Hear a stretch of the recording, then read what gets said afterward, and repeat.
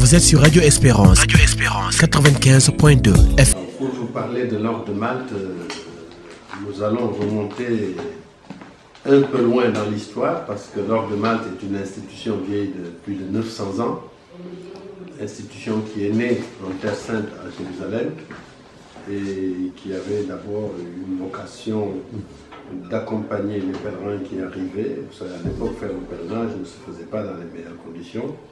Et certains pèlerins arrivaient même malades. Donc il y avait un hospice où on les accueillait, on les soignait, on les remettait en condition. Et cette tradition s'est perpétuée dans l'histoire.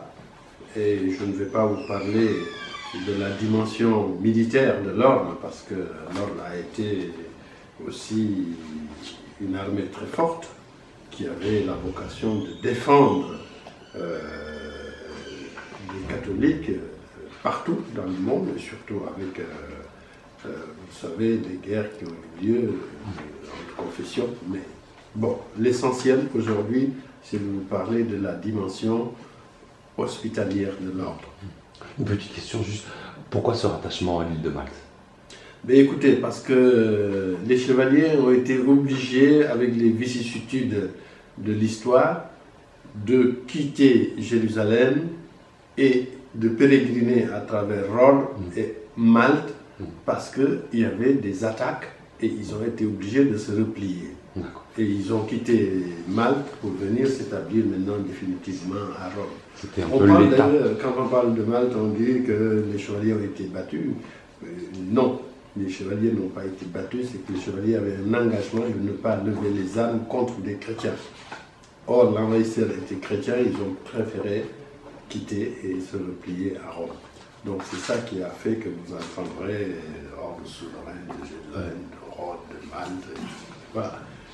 Mais l'essentiel aujourd'hui, c'est de nous pencher sur la vocation hospitalière de l'ordre, qui aujourd'hui se traduit par des présences à travers différents pays du monde, en Europe, en Asie, en Afrique, et particulièrement au Sénégal ici, où nous nous mettons au service des malades.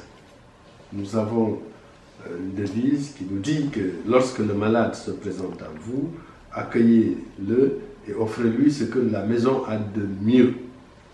Et c'est ça le charisme qu'on est en train de vivre ici. L'ordre de Malte n'a pas de distinction en termes de religion, en termes de race. On ne vous demande pas quelles sont vos croyances, on vous demande simplement de quoi vous souffrez pour pouvoir vous accompagner. Est-ce qu'on peut considérer que c'est une ONG laïque? Non, l'Ordre de Malte n'est pas une ONG. D'abord, nous sommes une institution dotée de la souveraineté internationale.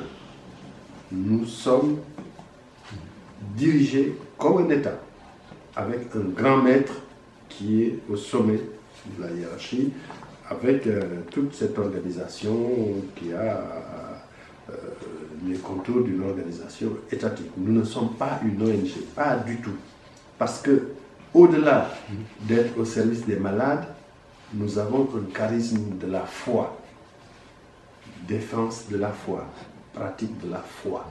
Nous sommes une organisation catholique qui épouse les valeurs que défend l'Église, les valeurs de miséricorde. Et c'est pour cela que nous ne pouvons pas du tout être comparés à une ONG.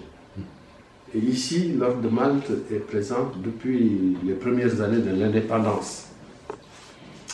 Et l'Ordre de Malte a commencé à gagner ses lettres de noblesse dans le traitement de la lèpre. Mais le directeur vous en parlera beaucoup plus que moi. Et aujourd'hui, nous sommes allés en termes de prestations au-delà de la prise en charge de la lèpre. Et là aussi, nous en parlerons tout à l'heure. Mais ce qu'il faut savoir, c'est que au Sénégal, il existe aujourd'hui une association sénégalaise de l'Ordre souverain de Malte qui, à ses débuts, a été portée par l'association française parce qu'il n'y avait pas suffisamment de chevaliers. On était un comité national. Donc, porté, accompagné par l'Ordre de Malte France. Ce qui explique d'ailleurs que l'Ordre de Malte France a aussi une forte présence ici, au Sénégal, à travers le CHOM, antérieurement par le dispensaire de Gorée, et actuellement aussi par l'accompagnement de certaines structures médicales, des dispensaires qui sont disséminées à travers le Sénégal et que l'Ordre de Malte France accompagne. L'association sénégalaise, quant à elle, depuis 2010, a acquis son statut d'association et compte aujourd'hui 27 membres, chevaliers et dames, et 3 chapelains. 27 membres chevaliers et dames. Parmi les chevaliers et dames, vous avez 3 dames. Donc la gente féminine est bien représentée dans notre association. Et nous sommes en parfaite harmonie avec l'Ordre de Malte France, l'association française, pour travailler ensemble, la main dans la main. Et c'est pour ça que cette journée mondiale de lutte contre la lèpre est co-organisée par l'association sénégalaise et le centre hospitalier de l'Ordre de Malte. Nous, on pratique ce qu'on appelle une stratégie avancée au niveau du CHOM. Tous les mois, on envoie une équipe avec un infirmier spécialiste de la lèpre. Nous avons un atelier de cordonnerie pour confectionner des chaussures pour les malades de la lèpre. C'est très particulier comme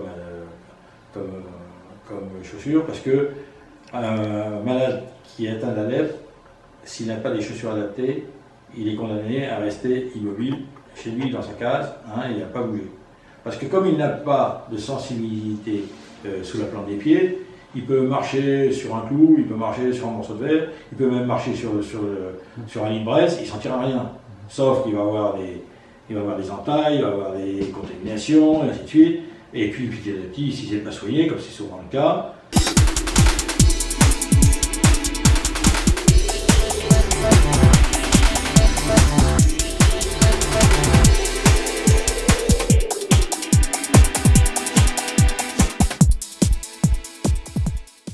Vous êtes sur Radio Espérance 95.2 FM.